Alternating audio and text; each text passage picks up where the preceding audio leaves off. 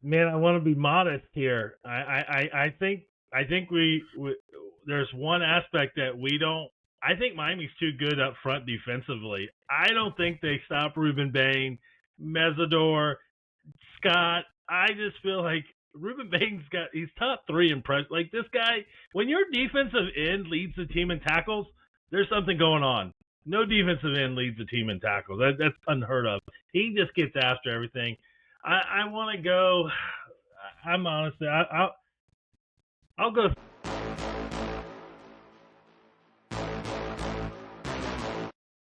Hello, everyone, and welcome to the BeardZone Sports Talk. My name is David. I got Carlos with me, or should I say, public enemy number one for any FSU fans out there. It's a big week this week. We got FSU Miami. We're going to be diving into that. We're also going to be talking about Alabama gets a big win against Georgia, and then we're going to go over who we think is the best team right now in college football. So definitely stay tuned. Hit that like button, hit that subscribe button as we get into all of this. Carlos, we said it last week. Trap game, Fridays. They seem to always strike against the teams that are going in there as the favorites, and it didn't have any different results this last Friday. Unfortunately, the FSU Seminoles lost to the Virginia Cavaliers 46-38 in a thrilling double overtime loss. I was looking at this game, Carlos, and Virginia got off to a hot start, and then the second quarter was pretty much all FSU. I think Virginia scored 7 points, but they went into the half 21-21. Hey, 0-0 at that point. Let's go out there. Let's regroup. And then it was just a back and forth battle. Both quarterbacks threw costly interceptions. It seemed like the run games were, pretty effective. As far as stats across the board, from passing yards to rushing yards to third down conversions to sacks, all of it, it's pretty much dead even, which is probably why this game ended up going into double overtime. Virginia gets the big win. I've never seen a field storm like that before in my life. Someone needs to check on that FSU guy that was in the end zone, because I'm pretty sure he got trampled. But, Carlos, your thoughts on this Friday game? Well, first, that was kind of a scary moment for players. I mean, like the Virginia fans are so close to the field already. They got to do something about that. That storm in the field could lead into multiple problems, and then fans antagonizing players, and it just turns into a big old thing. But like we said last week, trap game, man. Miami has been part of this. But going into the season, Florida State doesn't know it's going to be ranked 8th, undefeated, have a big win against Alabama. At the beginning of the season, this probably just looked like a Friday night game, like you would think, like, two decent teams, we'll see what happens. But they fall victim to it, and it's Virginia again. Virginia got Miami last year. They get FSU this year. But you saw, like, the potential of Florida State in that offense. My concern was, man, that defense just they were having a lot of issues. And Virginia, to me, doesn't have, like, oh, man, you really got to watch out for Virginia's offense. They've been a decent team. I was just really disappointed in that offense, man, or their defense. I felt like FSU would have taken a step. They're active in the portal. They bring in guys. Yeah, I mean, it's a little disappointing. I wanted FSU to win. It's hard to say that as a Miami fan because you want them undefeated. Now game day is going to Alabama Vanderbilt. Still doesn't make no sense to me why that's game day of the week. I don't get that either, man. I saw that. Why? Do we really think that Vanderbilt has a shot? This happens almost every year. Vanderbilt, oh my God, Vanderbilt is a team. No, they're not. It does. No, they're not. They're either really, really bad, or they start making this weird move, and then they lose 3 straight. So, yeah, Vandy's that, and I just don't know if they wanted to go so close back to back ish to Miami. But this is one of the most iconic rivalries. I mean, there's bad blood after bad blood and iconic players that are on these teams throughout the years. And for a long time, this decided who was going to the national championship. Like this was a big game. So it sucks to, as a fan of Miami fan, it doesn't suck to watch them lose, but it sucks in a sense of we really wanted them to come in and have that undefeated record. I think psychologically now FSU, like, okay, we have to make up our season now against Miami. Like, we beat Miami, our season is back intact, type of thing. So their back is definitely against the wall. I heard somebody say one thing about FSU. I think they won, I want to say 2 games last year. Mm-hmm. How, as a team, can you go 2-10 to become like 10-2 over 1 year? I think this guy was right. Like, maybe we just FSU, Alabama got caught sleeping. They got caught, and then of course they played some teams that weren't very good. Maybe, and we're gonna find out this weekend, is this FSU team any of it for real, or we're gonna see the end of Mike Norvell at FSU? I don't know. I'm hoping not. I'm gonna say no, just because it's FSU.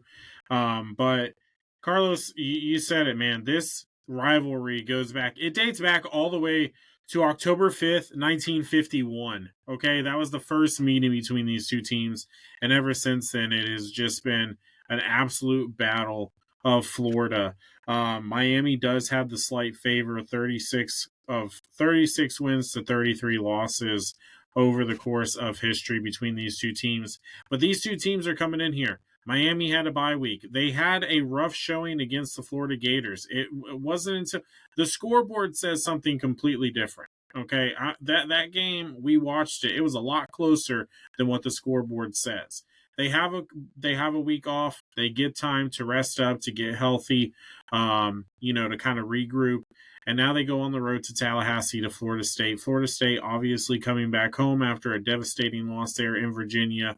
Sucks to lose that ACC matchup. You don't want to do that. But I think it's going to come down to, yes, if Florida loses this game, if Florida State loses this game, we're kind of back. We're backtracking.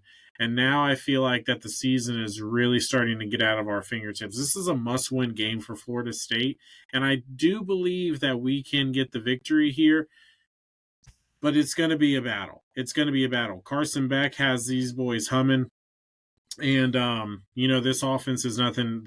That running game is nothing to joke about, and that is what they struggled with against Virginia, is the run. Now, Carlos, from a Miami fan, I don't know. I haven't seen it too much this year, but can Carson Beck extend plays with his legs? Because Chandler Morris definitely extended the plays with Virginia, and he was an absolute nightmare. He had 3 rushing touchdowns alongside the 2 passing touchdowns that he did. But I haven't seen that mobile side of Carson Beck. He's more of a pocket guy, delivers the ball, usually into the short medium gains, and then they just kind of strategically go down the field. I'm hoping that FSU's defense can get it together, but the run game is going to be the difference maker in this game, I feel. Yeah, Chandler Morris is a good quarterback. You say he's mobile. Beck is mobile. It's just not his thing. He's kind of like, we saw this out of Cam Ward a little bit. He's mobile enough just to move some left and right, but Cam could obviously run the ball a lot better than Beck is. But we have seen Miami pull some plays where Beck takes off running. So he's athletic enough you can't sleep on him. He kind of reminds me of Trevor Lawrence a little bit. Trevor is athletic enough to make running plays, but he's not on the same level as Castellanos. Like, that guy's going to run, and I feel like that could be an issue for Miami. But, Miami's offensive line they're dominant. It's a dominant group up front that's just going to keep leaning on these FSU guys. And the FSU that defense has to find a way to get off the field a lot, because you can't have that. That's a massive offensive line for Miami. You can't have it leaning on you like they did against Florida. They just kept leaning. And I feel like Miami really didn't have to do much on offense. They really didn't take any shots down the field yet. And Beck has the arm to do it. It's just, I think Florida, I don't think Beck has to do a whole lot. He's got he's got a first round top 5 pick at right tackle. The rest of the offensive line's solid as could be. It literally is a top 3 to 4 offensive line in the nation right now. So Yeah. he's I think he's just gonna. That's my little bit of worry. He gets a little too comfortable back there, and is he gonna feel that pressure? I feel Florida State has to come after them. I don't think they can sit back. They can't afford for that line to give that guy 4 seconds.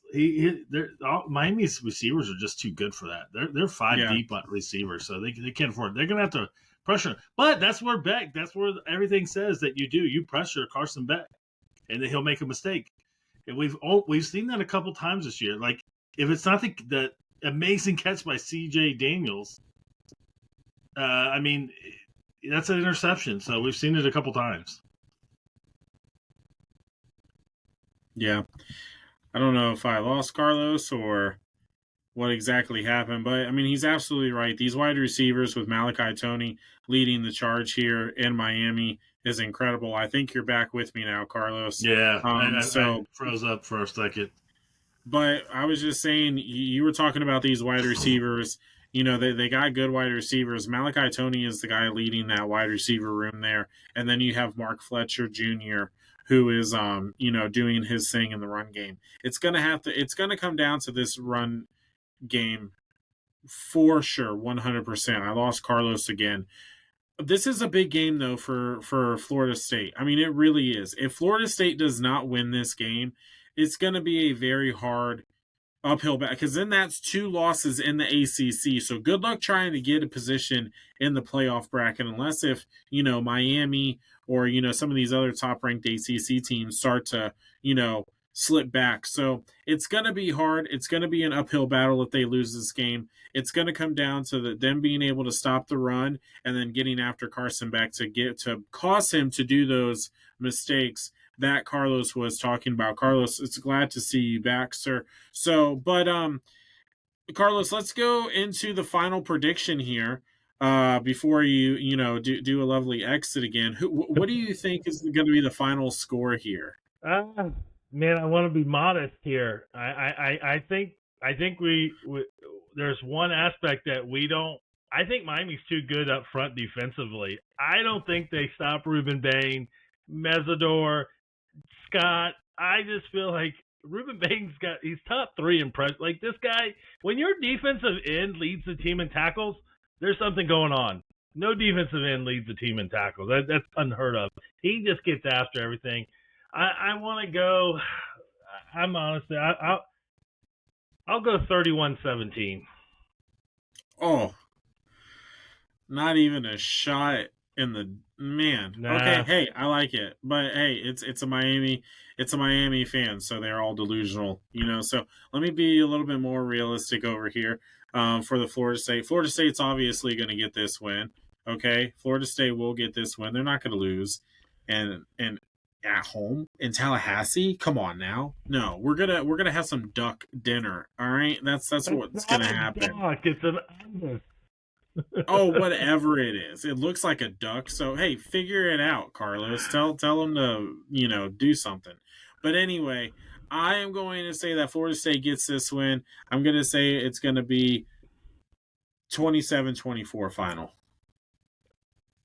That's a weird that you predict that. If you probably go back and look at the scores, that 27-24 is probably in there a lot. Like, there's so many games that have come down to like less than 3 points. It's insane.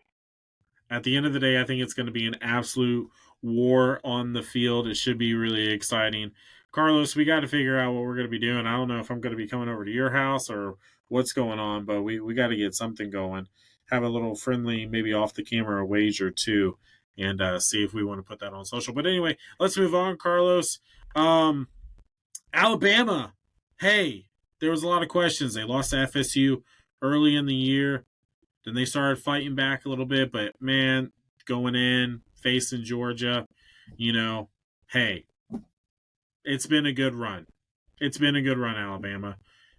But Alabama did exactly what I said that they were going to do, and they were going to go in and they were going to beat the Georgia Bulldogs there, and that's exactly what they did. They come up big with the win there. They are still very much relevant in this SEC, and now they are going on to face Vanderbilt this week, which, let's be real, it's not going to be a battle. Vanderbilt is going to get exactly what they ask for every single time. I always go back to well, technically, yes, we are next on their team. When Jalen Hurts was the quarterback and Vanderbilt called out Alabama, it was absolutely amazing. But Alabama gets the big win. What does this do now for them? Carlos, we were talking about what was it going to do if they lost, right? They were kind of in the same position that FSU is in this week, where if they would have lost, man, it was going to be an uphill battle to get into the playoff, But they won. They handled business. Now they're right back in the mix of things. What does this do for the confidence of these players? It's got to be huge. Like we talked about it last week, that Bama needed this big win. Ever since Saban's been gone, they really haven't had this that signature win against, especially Kirby Smart. Like that even was a battle when Saban was there, so I think it's huge for them. It redeems them for the FSU loss, like their fan base. Like that's a huge win for them, and if they win again this weekend, which I'm with you on this one, I think they should. We talked a little bit about Vandy and how they're they kind of remind me how like Kentucky was a couple years ago. They're pesky, pulled off a big an upset here, and then they got ranked, and then they got throttled a few times. So. It's a now, tough I will one. say this: if Vanderbilt gets the win this week against Alabama, all right, we'll start paying attention. Yeah, no, 100%, because they're not known for their football. They're more of a they're more of a track school, I think, or baseball school. But I think this is in Vandy. No, it's in Bama. No, it's in Bama. No, that's in Bama. It's gonna be, dude. It's gonna be tough. They're not gonna lose this game. I think, but that's what this team needs. Just needed that big win, and then you get an opponent like Vandy that comes in. I mean, it sets them up pretty perfectly. Like they've got, and then they got Missouri after that, which is another top ranked team, but they're not they're teams that they should be. But these are just teams that they keep building confidence to until they get to Tennessee in a couple weeks. So, and then they've got LSU coming up as well. They'll have that SEC run, and then their big test is going to be against Oklahoma. But it is a great win for them, and it should propel them to win some games here until they get. I feel like they'll stay undefeated until they get to Oklahoma. Yeah. Yeah, I believe so here, but it does propel them in the right direction here to continue to stay in the mix for the to compete for the SEC championship here at the end of the year. So, and the fact that they handed Georgia the loss in the SEC, that's definitely going to help them in the rankings. Carlos, I have a question for you. We're 5 weeks into the college football. Crazy that we're 5 weeks in. The fact already. that we're pretty much halfway through the season is incredible. But we're a month in. We've seen a lot of football, right? We've seen upsets. It's been college football through and through. We've seen upsets. We've seen breakout players. We've seen, we knew that team was going to be that. At this moment right now, who is the best team in college football? Oh, that is a very hard to be biased question right here. I'm going to rule out the top. You can be biased. I'm going to rule out the top ranked team. Their win against Texas to start the season, I don't think is with Ohio State. Watching Texas play, it doesn't hold a lot of weight for me. So I don't think they've been tested. Oregon is the one that. Coming off their victory against Penn State, they're intriguing. They've had some tough games, and then we have Miami, who's played good teams. I mean, they started out with Notre Dame. The Gators they're going to have a very rough win-loss record, but it's a team that most folks should be watching out for. And then they smacked the USF Bulls around. So, as much as I love my Miami Hurricanes. I think I'm going to have to go with what's right, and the Miami Hurricanes are number one. There's no other team better than them right now. Best offensive line in college football. That defensive line that's NFL written all over those boys there. Those linebackers are pissed off, and everybody they brought in is doing their thing. C.J. Daniels from the guys in the back end, Malachi Toney coming in, true freshman. Man, forget about it. As soon as they do a little curb stomping this weekend, we'll be preaching heavily the U is back.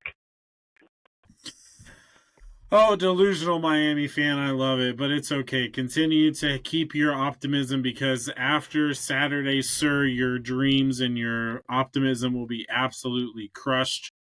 We'll probably be on our own little bye week because Carlos is going to have to recuperate from the devastating loss this Saturday by my fellas up there in Tallahassee. But Carlos, I'm going to disagree with you. Surprise, surprise. I don't think Miami is the best team in the college football. I like Oregon. I like the win against Penn State. It wasn't enough to push them to my number one team. I'm going to have to roll with the Ohio State Buckeyes right now. They're number one in the league.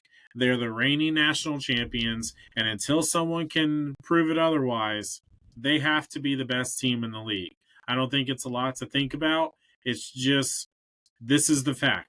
They are the reigning national champion. They came in, they beat Texas, right? They beat Texas on the road, 14-7 in an absolute dogfight.